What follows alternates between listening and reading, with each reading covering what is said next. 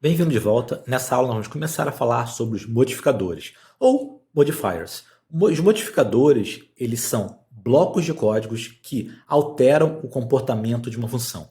Eles alteram o comportamento de uma função de uma forma declarativa. Então, para falar sobre isso, vamos falar sobre a diferença entre linguagens declarativas e linguagens imperativas. Linguagens declarativas são aquelas em que declaramos o que deve ser feito sem dizer especificamente como algo deve ser feito. Já as linguagens imperativas são aquelas que dizemos como algo deve ser feito.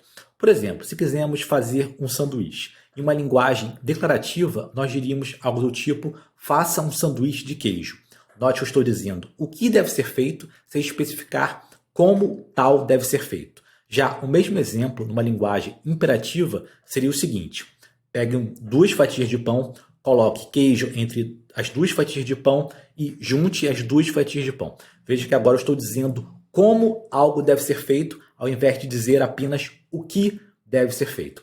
Então a ideia dos modificadores é esse: nós criarmos blocos de código e nós podemos utilizar esses blocos de códigos em funções para modificar o comportamento de tais funções de uma forma declarativa. Vamos ver isso aqui no código.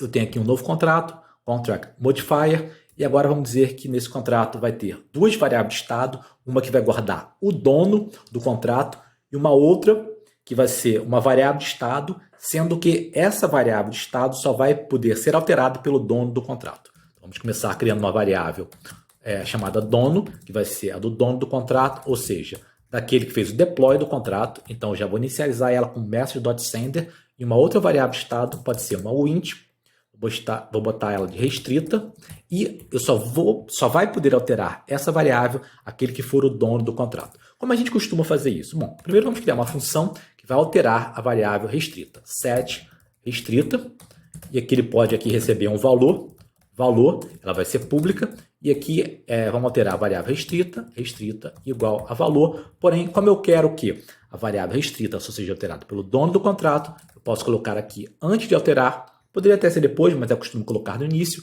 require que o message.sender dessa vez seja o dono do contrato. Então, o dono do contrato é colocado no momento do deploy, e quem executar essa função, que vai ser o novo message.sender, o message.sender que está executando essa função, tem que ser o mesmo que fez o deploy do contrato. Então, eu posso salvar aqui. Deu um erro, por o quê? Restrita. Eu botei restruta. Pronto, agora sim, restrita. Essa função aqui está bem definida, porém, vamos agora utilizar modifiers. Ao invés de eu colocar explicitamente aqui que eu require method.send igual a dono, eu vou criar um modificador para modificar a forma dessa função de uma forma declarativa. Então, vamos criar um modificador, modifier. Agora, o nome do modificador, que eu vou chamar de onlyOwner. Depois do nome, abre e fecha parênteses. Esse modificador pode receber parâmetros, nesse caso não vai receber parâmetro nenhum. Abre e fecha chaves. E aqui eu vou definir o corpo do modificador. Então, eu vou pegar esse require, vou recortar, vou colocar aqui, e depois do require, tracinho embaixo, ponto e vírgula. Tracinho embaixo, ponto e vírgula, quer dizer, execute o resto da função. Ou melhor, execute a função onde está o tracinho embaixo, ponto e vírgula. Então, já declarei esse modificador, e aqui na função eu vou explicitamente declarar esse modificador depois do public, poderia ser antes, vou colocar onlyOwner, poderia abrir e fecha parênteses, mas não precisa.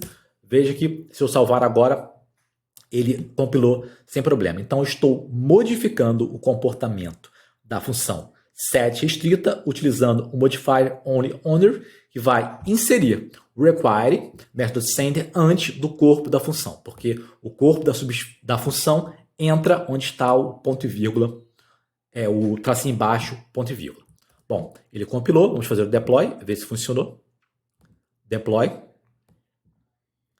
Agora eu vou tentar executar a função set restrita no mesmo endereço que fez o deploy.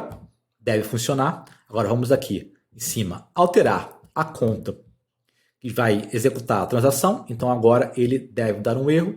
Vamos executar. Veja aqui que a transação reverteu. Deu um erro porque o modify onlyOwner modificou o comportamento da função.